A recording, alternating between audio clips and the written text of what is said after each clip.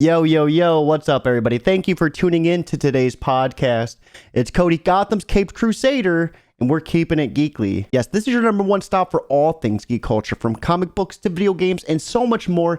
And not only do we have some heavy-hitting news articles for you today, but we have some comics straight out the oven, and man, oh man, are they going to send you guys for a trip. So without further hesitation, let's dive what you guys always come here for, and that's us keeping it geekly. So first things first, it looks like Fable 4 just opened a new job listing confirming an open world setting. You may or may not know, but Fable 4 has been somewhat of a rumor or speculation all these last years, with a lot of people leaning towards the fact that it was going to be an MMO. We've seen little tidbits of it here and there during the Microsoft Game Showcase, but that was just merely CGI at work, nothing of any solid substance. Now, the developers behind this rumored title are the same ones behind the Forza Horizon series, and that's Playground Games, and they just listed a new entry. And if you see right here, it mentions an upcoming Fable game that's going to be using the Forza Tech engine, but it's going to be an open world. This doesn't come as too much of a surprise, with Fable 2 and Fable 3 both being open worlds. It's been about 10 years since the release of the first one, and I'm going to tell you what, I was sucked into the first and the second one. The third one had good potential. I really liked the, what was it? The good and evil scale. I forgot what it was called, but your decisions affected the world as a whole. And I really liked that part of it. I just think the story was kind of lackluster. With that being said, though, there could be some potential for Fable 4, and only time will tell. Now, there could be some really awesome potential for Fable 4 in the future, but with Playground Games having their hands full with the new Forza Horizon title, only time will tell.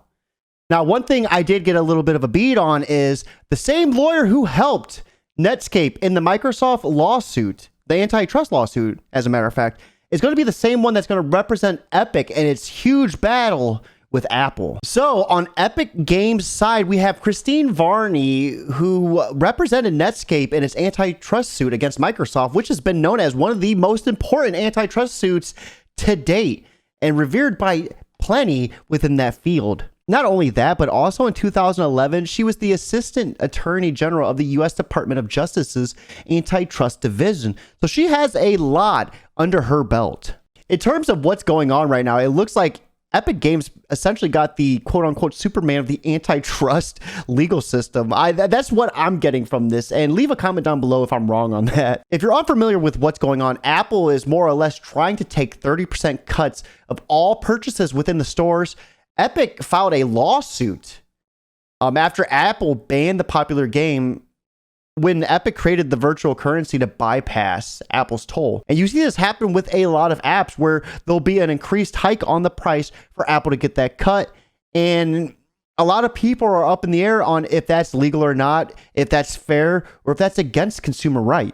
Now, this is stirring up a big hornet's nest in the court system, and a lot of fingers are pointing at big changes happening within the mobile universe after this court settlement, depending on the outcome of it. Because a lot of developers are getting screwed out of 30% of their cut, and that is not fair. You know, I stand 100% with the developers on this one. The fact that Apple wants to go in and take 30% from the developers' revenue is just unreal, and I hope Apple gets a nice wake-up call after Epic Games gets this easy W. Now, speaking of W's, I do want to do something fun with you guys before we dive into those comics. I want to check out the new Marvel Phase 4 trailer that just got recently released. I want to watch it with you guys and check it out and give a little bit of commentary on it. We did that with the Zack Snyder Army of the Dead trailer. I had a lot of fun with it. So without hesitation, let's just dive into it and let's see what's going to pop. I love being with people. It's the most incredible thing in the world. What are you doing? Oh, this is nice. That world may change and evolve, but the one thing that will never change, we're all part of one big family.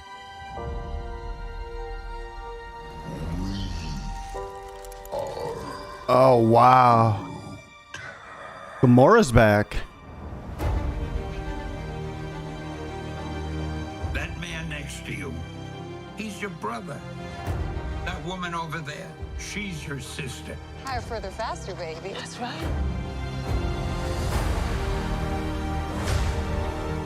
part of one universe So crazy to hear his voiceover. that moves ever upward and onward to greater glory.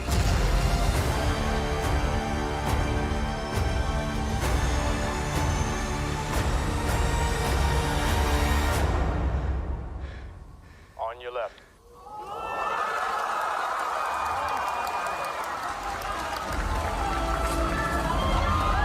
This is awesome. Avengers!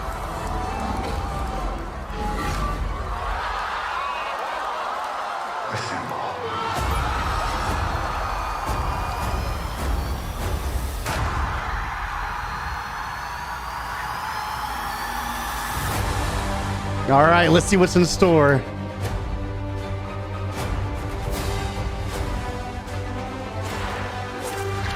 I've lived a lot of lives. You know, this looks all right. But I'm done running from my past. I wonder how it's going to be knowing that she's dead, though, you know? Her backstory, you know, could be interesting, but I don't know, I'm up in the air. This one has caught my interest pretty well. I'm excited to see what happens with this one. It's crazy to see all the Easter eggs, When you too. love something, you fight for it. So, Eternals looks really good as well. We're the ones who changed everything. All right, here we go. Yes! And that's another one, too. I wonder what Wanda's going to be like in it. And that one's another one that I'm pretty curious to see how that plays out. See, the Marvels, it was Brie Larson's film, so I wonder what happened with that. It seems like they took her out of the spotlight.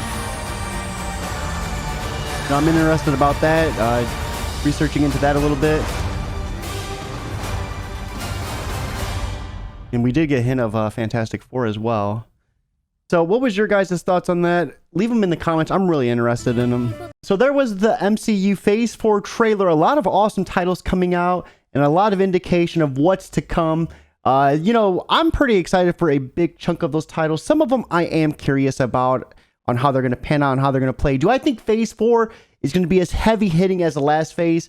It's really unfair to answer that because we had so many ginormous titles on top of the ones in between. And I think this one is filled with a lot of individual origin stories or backstories to fill in the time that's leading up to a more stellar blockbuster. Now, with that being said, guys, that does wrap up this week in Geek. But as always, stay tuned. We got those fresh polls coming straight out the oven. We're going to be diving right into those fresh polls, starting off with Suicide Squad issue number 3.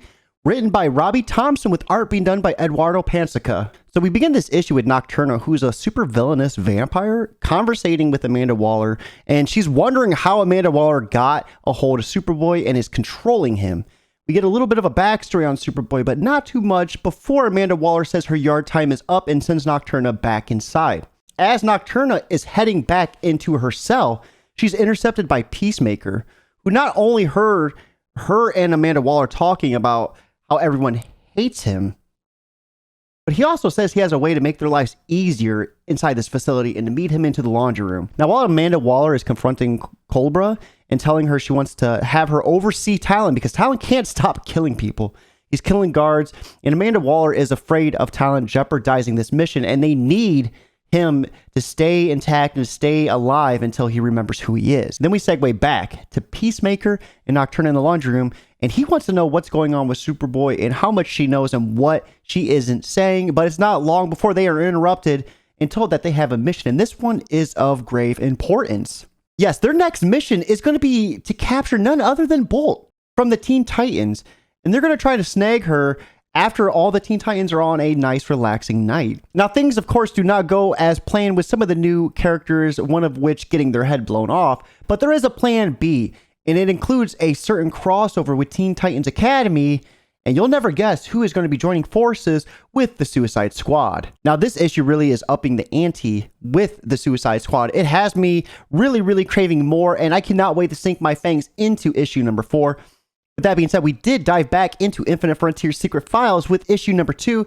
This is being written by Stephanie Phillips and Joshua Williamson, with art being done by Inaki Miranda. Everyone was led to believe that Roy Harper, who was Green Lantern's sidekick, aka Speedy growing up, was dead, but this issue starts off with him well and alive, as he's actually tracking down Deathstroke with Green Arrow.